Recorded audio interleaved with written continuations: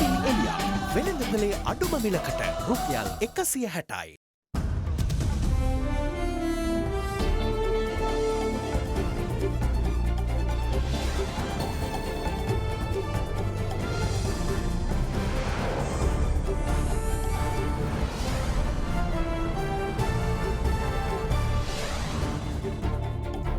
Tonight, success.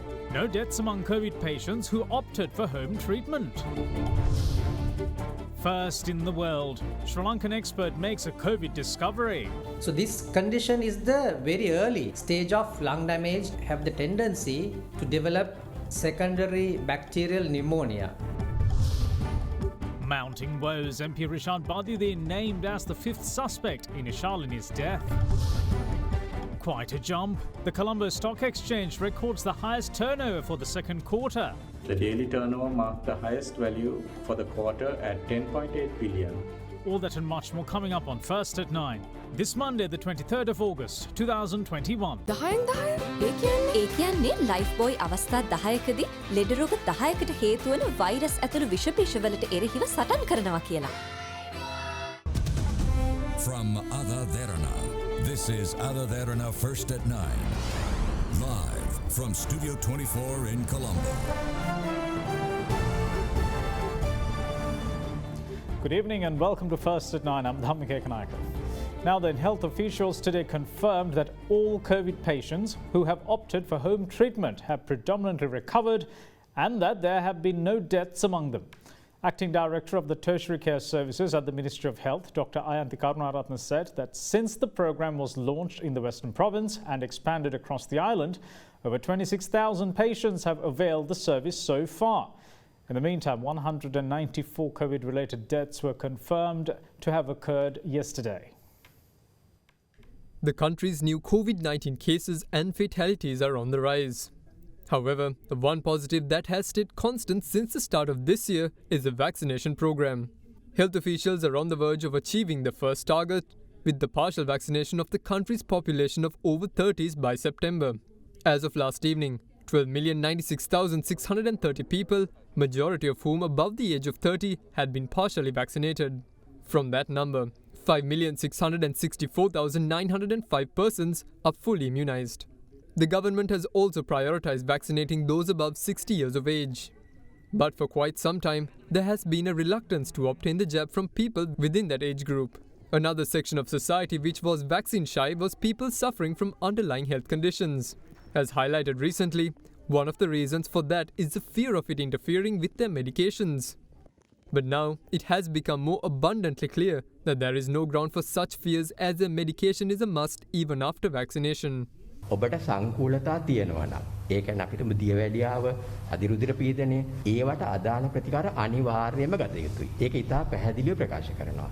මොකද සංකූලතා තවදුරටත් උග්‍ර වුණොත් එහෙම මේ රෝගියා බරපතල තත්ත්වයට යාම තියෙන ඉඩ තවත් වැඩි වෙනවා. As the world continues to endure through the pandemic, more and more people are turning towards various vitamins and supplements at exorbitant costs in hope they might help them stave away the virus. The expert view, however, is that it is the best to keep the money spent on such supplements in the pocket. ප්‍රතිශක්තිය වැඩි කරගන්න මේ ලෝකේ කිසිම අලුත් බෙහෙතක්වත් නැත්නම් විශේෂ vitamin එකක්වත් නැහැ. ඒතර ප්‍රධාන දේ තමයි අපේ තියෙන සාමාන්‍ය පුරුදු හොඳට තියා ගැනීම.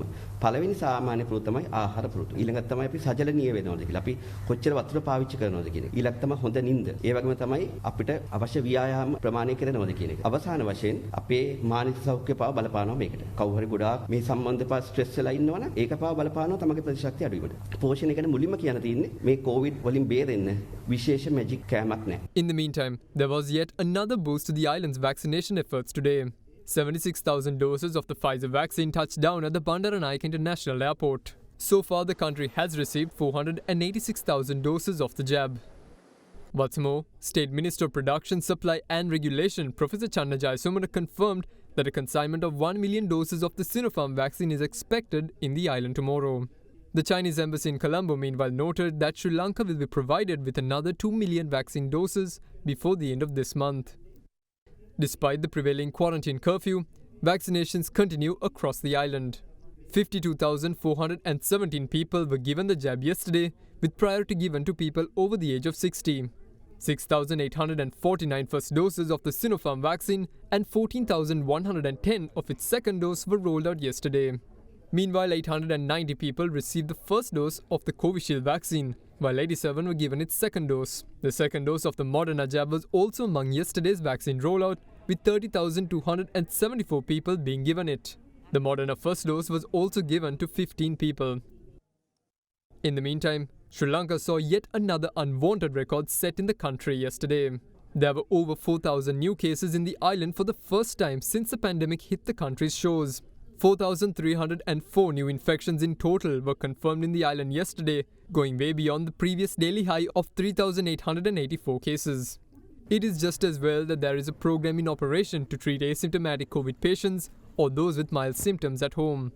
The service aims to take the pressure off the local healthcare system. මේ සඳහා දැනට වෛද්‍යවරුන් 900කට ආසන්න පිරිසක් අපි සමග එකතු වෙලා ඉන්නවා. ඒ සංඛ්‍යාව 1500 දක්වා මේ සතිය අවසාන වන විට වැඩි කරගන්න පුළුවන් වෙයි කියලා අපි බලාපොරොත්තු වෙනවා. Over 26,000 COVID patients have availed the home treatment facility so far, and from that, less than 1.5% of patients have required hospitalization. 26173ක් අපි දැනට සේවාව සපයලා අවසන් කරලා තියෙනවා. එයින් මේ සේවාවට ඇතුළත් වුණාට පස්සේ රෝහල් ගත වීමට අවශ්‍ය වෙලා තියෙන්නේ 370ක්. එහෙම නැත්නම් ප්‍රතිශතයක් විදිහට ගත්තොත් 1.4ක ප්‍රමාණයක් පමණයි. අපි 13.90 දුරකථනයේ ඔස්සේ ඒ සේවාව ලබාගත හැක්කේ මේ සේවාව සඳහා ලියාපදිංචි වූ රෝගීන්ට පමණයි. අපි ඒ දුරකථනය වුන් සඳහාම වෙන්ව තබා ගන්න හේතුවක් තමයි හදිසි අවස්ථාවකදී ඒ දුරකථනය වුන් වෙනුවෙන්ම වෙන් කරලා තියාගන්න ඕනේ හන්දා. මම අවධාරණය කරනවා දැන් ගෙදර ඉන්න හැමෝම තමන් ගෘහස්ත සේවාව සඳහා ඉබේ තේරුවිපත් වූ අය කියලා විශ්වාස කරනවා. එහෙම එකක් වෙන්නේ නැහැ. මේ සඳහා සුදුසු රෝගීන් පමණයි. උන්ගේ සායනික තත්ත්වය ගෙදර රැඳී ඉන්න අවශ්‍ය ආරක්ෂිත පරිසරය ඒ හැම දෙයක්ම තියනවාද කියලා බලලා තමයි මේ සේවාව සඳහා ඇතුල් කරගන්නේ. අපි ඒකේ වයසේ නිර්ණායකයක් තියෙනවා අවුරුදු 2කට වඩා වැඩි, අවුරුදු 65ට වඩා අඩු, නිදන්ගත රෝග වලින් පෙළෙනවා නම් ඒක පාලනය වෙලා තියෙන කට්ටිය, ගර්භණී තත්ත්වයේ ඉන්නවා නම් සති 24කට වඩා අඩු කාලයක ගර්භණී තත්ත්වයේ ඉන්න අය වගේ බොහෝ නිර්ණායක මගින් තෝරාගෙන තමයි මේක ගන්නෙ. Not only regarding this particular infection, we know patients have been stressed up very much thinking this is a deadly disease, which is not necessary because almost 80% like the patients will recover without any complications if they comply with our correct medical advices. All the patients who get the difficulties in breathing or other complications of this COVID illness will be identified early by our trained medical team under the supervision of consultant family physicians who are working in the Ministry of Health. In recent times, some glaring discrepancies between regional COVID-related data and data released by the Ministry of Health was brought to focus. Some accuse the authorities of attempting to conceal data. The explanation of the officials at the Health Ministry, however, is a far more simple one without malice. එක හේතුවක් තමයි අපේ රටේ තාම real time data ඒ වෙලාවෙම පද්ධතිය ක්‍රියාත්මක වෙන තත්වයක් අපිට නැහැ. අපිට මේ කොවිඩ් වසංගතය අලුත් තත්වයක් උනේ. මෙවැනි තත්වයක් අපිට මීට කලින් තිබිලා තිබුණේ නැහැ. මීට කලින් මුහුණ දීලා තිබුණේ නැහැ. ඒ නිසා මේකට එකවරම මේ දත්ත සම්බන්ධයෙන් මේ ගැටලු පැන නැගිලා තියෙනවා. නමුත් මම හිතනවා සෞඛ්‍ය අමාත්‍යාංශය මේ වර්ධනය ඩෙවලොප් වෙන්න ඔපචුනිටි එකක් කියලා හිතලා මේක අනාගතේ නිවැරදි කරගනීවි රියල් ටයිම් ඩේටා සහිත සිස්ටම් එකකට අනාගතයේ යයි කියලා ටිකක් මිල වැයදම් වෙන කාර්යය ගත වෙන දෙයක්. නමුත් ඒ අපි කළ යුතුයි. In other developments, Sri Lanka received 40 metric tons of liquid medical oxygen today as the Sri Lanka naval vessel Shakti arrived at the Colombo port. Yesterday, the country received 100 metric tons of medical liquid oxygen brought by the Indian naval vessel also named Shakti. අද සේවසකට වැඩි ජනතා විශ්වාසය නව සංයෝගයකින් Rhino රෝෆිං සහ සීලිං sheet. In the meantime, President of the Public Health Inspectors Union, Upul Rohana, urges the heads of institutions to ensure that the letters calling staff members to work are not misused. In the meantime, the distribution of the 2,000 rupee allowance for those who lost their livelihoods in Colombo due to the quarantine curfew commenced today. Before the arrival of the Sinhala and Tamil New Year, the government pleaded with the people to exercise caution and celebrate the festive season while adhering to the health and safety protocols. As the authorities relaxed the restrictions which were in place at the time in hope the people would behave themselves, that didn't happen. The result was the third wave of COVID-19, which has since developed into a mega community spread. Since then, there had been various incarnations of restrictions aimed to tackle the spread. The latest is the countrywide quarantine curfew imposed on the Friday night, which will be effective until the 30th. Even though the daily deaths are nearing 200 and the daily caseload has breached 4,000 for the first time, the level of ignorance and indifference of some people towards this grave situation the country is faced with is baffling. The health authorities have clearly stipulated who can and who can't move about during the curfew. Those engaged in essential services and those travelling due to unavoidable reasons such as health needs and non-compassionate reasons are allowed on roads. However, given the large volume of vehicles which entered Colombo this morning, a reasonable doubt arises about the legitimacy of some of them being out and about.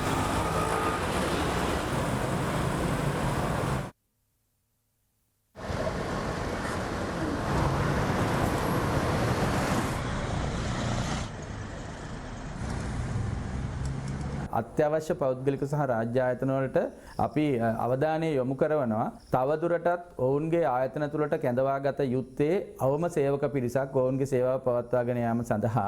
ඒ වගේම අපි ආවේක්ෂණ පද්ධතිය සඳහා ඔවුන්ට නියම කරලා තියෙන අහඹු rapid antigen පරීක්ෂණ සහ PCR පරීක්ෂණ ඔවුන් තවදුරටත් කළ යුතු වෙනවා. එහෙම නැති වුණොත් අපිට ඉදිරියට මේ පෞද්ගලික සහ රාජ්‍ය ආයතන හරහා විශාල ව්‍යසනයක් නිර්මාණය වෙන්න පුළුවන්. මේ පෞද්ගලික සහ රාජ්‍ය ආයතන වලට කැඳවීම කරනකොට ඒ කැඳවීම් පත්‍ර අවභාවිතා කිරීම සඳහා කිසිදු ඉඩක් තියන්න එපා කියලා ආයතන ප්‍රධානීන්ගෙන් අපි ඉල්ලනවා.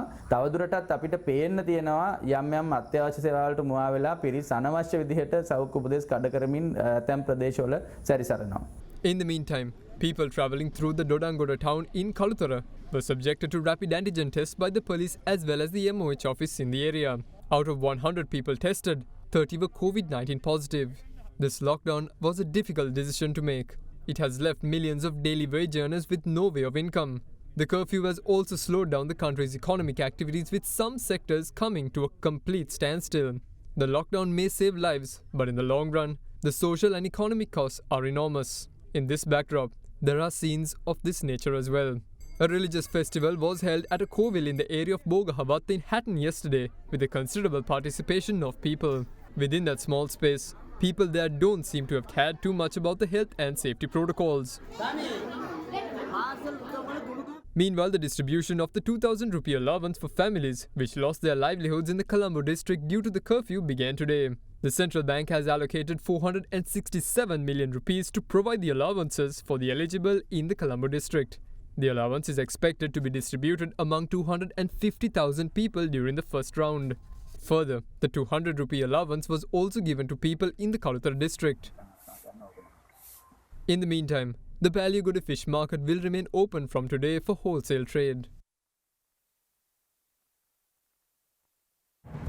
We will see you on the other side of this short break. Bear with us.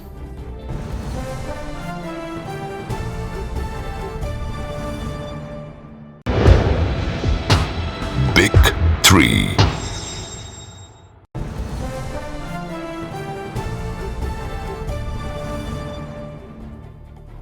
Welcome back. You're watching First at 9. Now then, Sri Lankan experts have revealed a discovery made nowhere else in the world until today pertaining to the novel coronavirus patients who develop COVID pneumonia as a complication. Consultant Judicial Medical Officer at the Infectious Disease Hospital, Dr. Channa Pereira, says that such patients suffering from pneumonia develop a secondary complication known as bacterial pneumonia.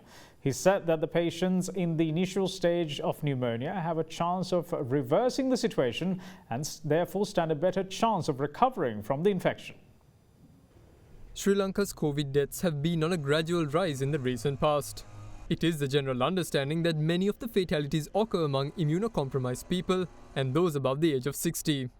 When somebody is infected with COVID-19, majority of the people who does not have comorbidities such as diabetes, hypertension, bronchial asthma, obesity, smoking and pregnancy and also old age, majority of them spontaneously recover without any complication.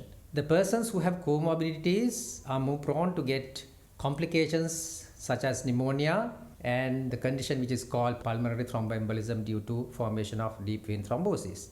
Consultant Medical Officer at the Infectious Diseases Hospital, Dr. Channa Pereira, explained the latest findings made with regard to how COVID patients suffering from pneumonia develop complications.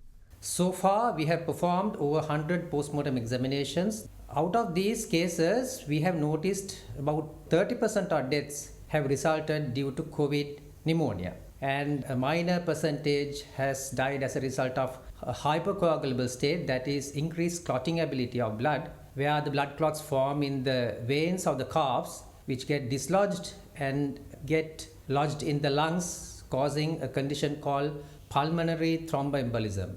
Out of pneumonia, what we have seen is at the very initial stage of the lung damage, we have observed that the COVID virus, due to its inflammatory changes which cause liberation of chemical mediators of acute inflammation to the bloodstream, has caused damage to the lungs, which we call acute lymphocytic interstitial pneumonitis, where the virus caused damage to the wall of the alveoli.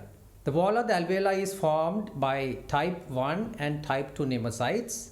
The damage is caused to these type 1 and type 2 pneumocytes. At the initial stage, this damage is reversible, but subsequently it becomes irreversible. And these damaged pneumocytes fall into the alveolar space, forming hyaline membranes. This condition has never been reported in the world in the medical literature in context of COVID-19 before. He then elaborated on the secondary complications developed by the people who develop pneumonia in the initial stage. So this condition is the very early stage of lung damage, have the tendency to develop secondary bacterial pneumonia, which is a complication caused by the bacteria. So the acute lymphocytic interstitial pneumonitis is directly caused due to the effects of the virus, whereas due to damaged alveoli, the lung is more prone to get a secondary bacterial pneumonia, and the people die as a result of pneumonia. Now then, the Colombo Additional Magistrate today named Parliamentarian Rishad Badiuddin as the fifth suspect in the case pertaining to the death of a minor at the MP's residence. Meanwhile, the Department of Prisons have launched an internal investigations into the alleged death threats levelled by MP Badiuddin against a doctor at the Magazine prison. The case pertaining to the death of a 16-year-old maid at the residence of Parliamentarian Rishad Badiuddin was taken up today at the Colombo Magistrates Court. During the proceedings, the bail request of the MP's wife, father-in-law as well as the middleman who brought the underage girl to MP Badiuddin's residence was rejected by the magistrate and ordered the suspects to be remanded until the 6th of September. Additional Magistrate Rajendra Jayasuriya said that the bail application was rejected since it has been revealed that the suspects had intimidated the witnesses and had acted to doctor evidence. Meanwhile, the magistrate accepted the request made by the Deputy Solicitor General Dilip Apiris by naming MP Rishad Badiuddin as the fifth suspect in the case. The additional magistrate then ordered the suspect to be produced before court on the 6th of September. The additional magistrate meanwhile said that the court has received the second post-mortem report on the deceased girl. Deputy Solicitor General Dilip Apiris then told the court that there is a difference between the first post-mortem report submitted by Dr. Rahul Haq and the second. He added that though the first post-mortem report says that the girl committed suicide by setting herself on fire, the second report states that it cannot be conclusively said that the death is a suicide or murder. Further, the second post-mortem report also says that the girl had been subjected to sexual intercourse for a considerable time. The Deputy Solicitor General added that a statement had been recorded from a nurse named Anjali Upeksha Basnaik of the 1990 ambulance service, which took the girl to the hospital. She had said that though she instructed the residents of the house over the telephone to vet the child who had sustained burns, she did not observe that such action had been taken. She had gone on to say that the relevant girl was wrapped in a bedsheet and was seated in a meditation posture. Quoting the nurse, the Deputy Solicitor General added that although a woman at the household was asked to accompany the girl at the hospital, MP Badiuddin's wife and mother-in-law both refused, and instead it was a male servant who accompanied the girl to the hospital. He added that MP Badiuddin's father-in-law and a member of the MP's security detail had visited the outpatients department of the Colombo National Hospital later. He went on to say that the statement given by the hospital doctor Basil Terence Pereira to the police states that the duo claimed the burns to have been the result of a gas fire. But the doctors had smelled kerosene on the girl and had even made a note of it. The Deputy Solicitor General, however, said that a doctor named Randhika at the ETU had made a note saying that the girl told him she had set herself on fire. He raised a suspicion as to how the girl who spent around 3 hours with women nurses at the outpatients department makes such a statement to a male doctor later on. The Deputy Solicitor General added that there is also suspicion whether the doctor named Randika had made such a note upon some manner of influence. While stating that the suspects had taken measures to seriously doctor the evidence at the scene of the incident, the Deputy Solicitor General submitted several relevant photographs to the court. He then criticized the police department for failing to take action against Chief Inspector Lafa, who he accused of attempting to suppress evidence at the scene of the incident. Chief Inspector Lafa, he said, was in charge of the COVID prevention unit at the police headquarters at the time of the incident. On a separate note, the Colombo Magistrates Court today ordered that a statement be recorded from the inmate's assistant of the magazine prison doctor, who has made a complaint alleging that MP Badiuddin levelled death threats against him. The magistrate also ordered that the relevant inmate be produced before court on the 25th. Prison spokesperson Chandana Ekanayaka said that an internal investigation has been launched by the Department of Prisons, which is headed by an assistant superintendent of prisons. Meanwhile, 3 jailers of the magazine prison were summoned to the Colombo Crimes Division in order to record statements pertaining to the incident. The United National Party has questioned the decision of the government to officially recognize the Taliban as the governing authority in Afghanistan. In a statement to the media, the UNP states that the government has rushed to embrace the Taliban while the rest of the world is proceeding with caution.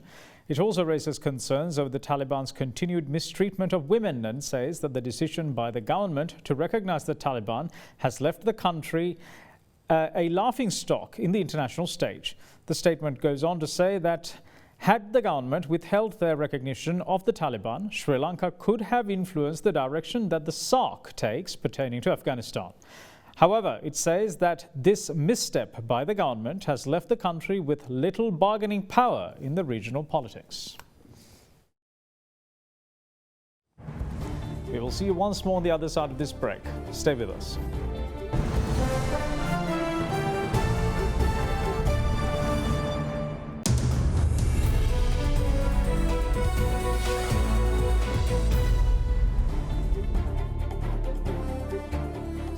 Welcome back. This is First at 9. Now, the rupee remained the same as it did last Friday at 199.90 cents against the US dollar today. Now, let's take a look at how the Sri Lankan rupee fared against other major currencies during the day.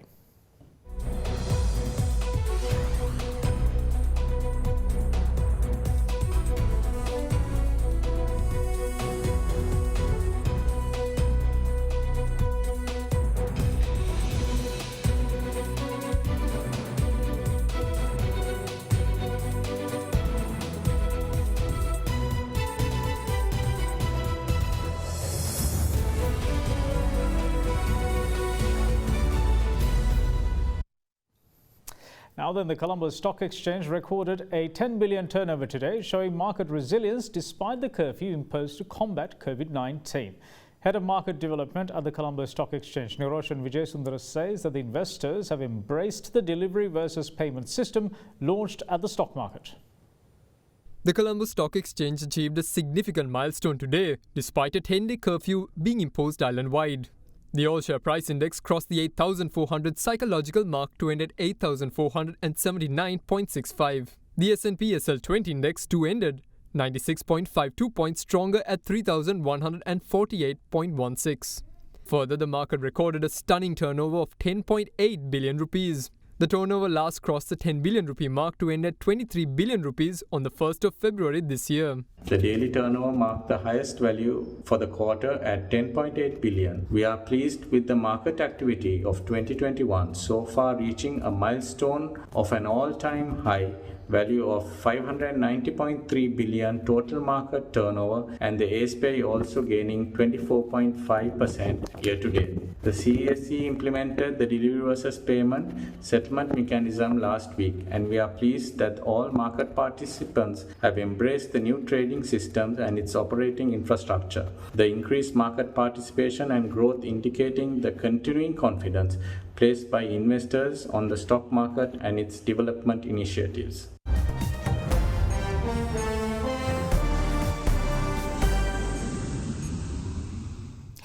Now then, Taiwan has begun administering its first domestically developed COVID-19 vaccine amid criticism that its approval was rushed. The island's health ministry authorized emergency use of the Medigen vaccine last month, although clinical trials are yet to be completed. Taiwan's vaccination efforts have been hampered by delivery delays and hesitancy among its population. Its president led the way in receiving the Medigen jab today. At the time of its approval, the vaccine made by Medigen Vaccine Biologics Corp has yet to complete phase 3 trials, but was granted emergency approval by regulators.